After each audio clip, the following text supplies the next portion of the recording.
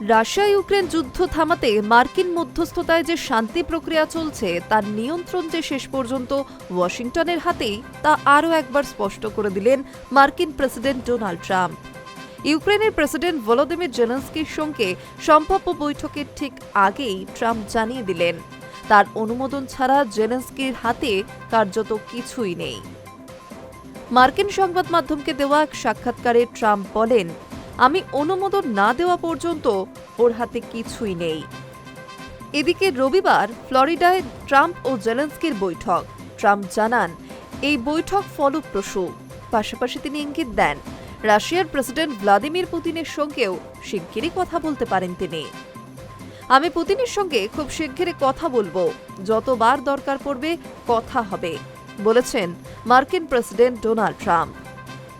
ফ্লোরিডার বৈঠকে জেলেনস্কির মূল আলোচ্য বিষয় ইউক্রেনের ভূখণ্ডগত প্রশ্ন, যা শান্তি আলোচনার সবচেয়ে বড় বাধা হিসেবে দেখা হচ্ছে।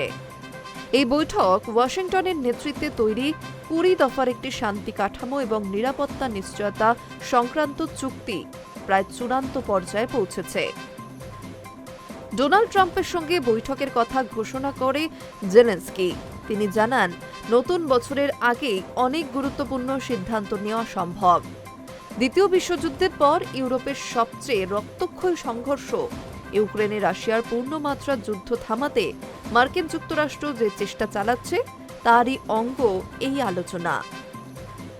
সূত্রের খবর, এক হোয়াইট হাউস চ্যাটে জেলেনস্কি সাংবাদিকদের জানান, সংবেদনশীল বিষয়গুলো নিয়ে আলোচনা হবে। ডনবাস এবং জাপোরিঝিয়া পারমাণবিক বিদ্যুৎ কেন্দ্র, এ দুটি বিষয় অবশ্যই আলোচনায় থাকবে। পাশাপাশি আরও অনেক প্রসঙ্গ নিয়েও কথা হবে।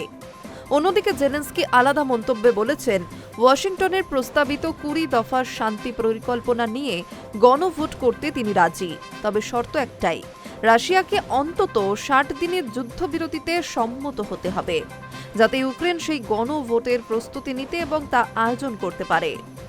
মস্কোর অবস্থান বেশ কড়া। রাশিয়া চায় ইউক্রেন পূর্ব ডোনেৎস্ক অঞ্চলের সেই অংশগুলি থেকেও সেনা সরিয়ে নিক, যেগুলি প্রায় ৪ বছরের যুদ্ধে এখনও পুরোপুরি দখল করতে পারেনি রুশ বাহিনী। রাশিয়ার লক্ষ্য সম্পূর্ণ ডনবাস অঞ্চল, ডোনেৎস্ক এবং লুহানস্ক নিজেদের নিয়ন্ত্রণে আনা। ইউক্রেনের অবস্থান সম্পূর্ণ উল্টো। কিভ চায় বর্তমান যুদ্ধ পরিস্থিতিতেই সংঘর্ষ বন্ধ হোক। এই টানাপোড়েনের মাঝেই আপোষের পথ খুঁজতে আমেরিকা প্রস্তাব দিয়েছে, ইউক্রেন যদি এই এলাকা ছাড়ে তাহলে সেখানে একটি ফ্রি ইকোনমিক জোন গঠন করা হবে। যদিও এই অর্থনৈতিক অঞ্চল কিভাবে কাজ করবে তা নিয়ে এখনও কোনো স্পষ্ট ব্যাখ্যা দেওয়া হয়নি।